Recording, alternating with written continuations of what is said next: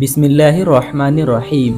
السلام علیکم دوستو، گرین اکیڈمی 06 میں آپ سبھی کا خوش آمدید۔ دوستو، ایک سوال ہے جو اس دنیا میں بار بار پوچھا جاتا ہے کہ کیا خدا موجود ہے یا اس دنیا کا کوئی بنانے والا ہے؟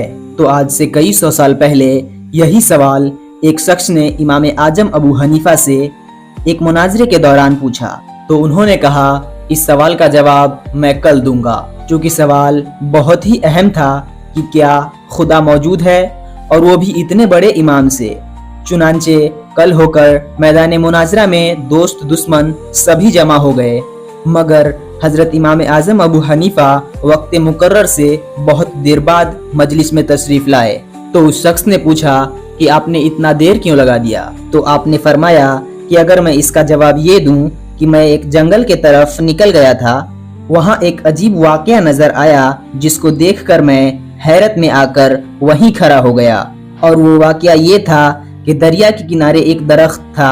دیکھتے ہی دیکھتے وہ درخت خود بخود بڑا ہو گیا اور خود بخود کٹ کر زمین پر گر گیا، اور پھر خود بخود اس کے تختے تیار ہو گئے، اور خود بخود ان تختوں سے ایک کشتی تیار ہو گئی، اور خود بخود کشتی دریا میں چلی گئی، اور پھر کشتی خود ہی دریا کے اس طرف کے مسافر کو اس طرف اور اس طرف کے مسافر کو اس طرف لانے اور لے جانے لگی، اور خود ہی سواری سے کرایہ بھی وصول کرتی تھی۔ تو بتاؤ تم میری اس بات پر یقین کر لوگے؟ تو اس شخص نے یہ سنا اور ہنسنے لگا، کہا آپ جیسا بزرگ اور امام ایسا جھوٹ بولے تو تعجب ہے، بھلا یہ کام کہیں خود بخود ہو سکتا ہے؟ جب تک کوئی کرنے والا نہ ہو بالکل نہیں ہو سکتا۔ تو حضرت امام اعظم ابو حنیفہ نے فرمایا یہ تو کچھ بھی نہیں ہے، تمہارے نزدیک تو اس سے بھی زیادہ بڑے بڑے عالیشان کام خود بخود بغیر کسی کرنے والے کے تیار ہوتے ہیں۔ یہ زمین و آسمان، چاند و سورج، یہ ستارے، یہ باغات، یہ قسم قسم کے رنگین پھول اور پھل، یہ پہاڑ، یہ چوپایا، یہ انسان اور یہ ساری خدائی بغیر بنانے والے کے تیار ہو گئی ہے۔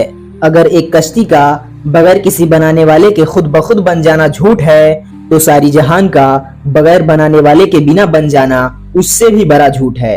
اتنا سنتے ہی وہ شخص حیرت میں آ گیا اور فوراً توبہ کیا اور مسلمان ہو گیا۔ تو دوستو، اس سے یہ پتہ چلتا ہے کہ کائنات کا یقیناً ایک خالق ہے جس کا نام اللہ ہے، اور وجود باری کا انکار عقل کے بھی خلاف ہے۔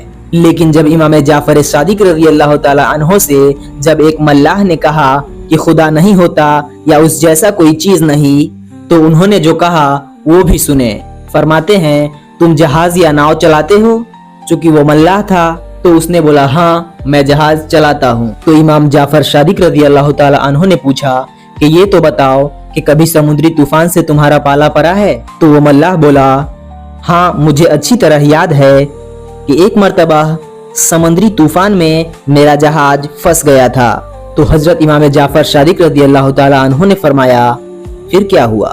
تو وہ ملاح بولا میرا جہاز غرق ہو گیا، اور سب لوگ جو اس جہاز پر سوار تھے ڈوب کر ہلاک ہو گئے۔ تو آپ نے پوچھا اور تم کیسے بچ گئے؟ تو وہ بولا میرے ہاتھ جہاز کا ایک تختہ آ گیا، میں اس کے سہارے تیرتا ہوا کنارے کے کچھ قریب پہنچا، ابھی کنارہ دور ہی تھا کہ وہ تختہ بھی ہاتھ سے چھوٹ گیا، اور پھر میں نے خود ہی کوشش شروع کی اور ہاتھ پاؤں مار کر کسی طرح کنارہ لگا۔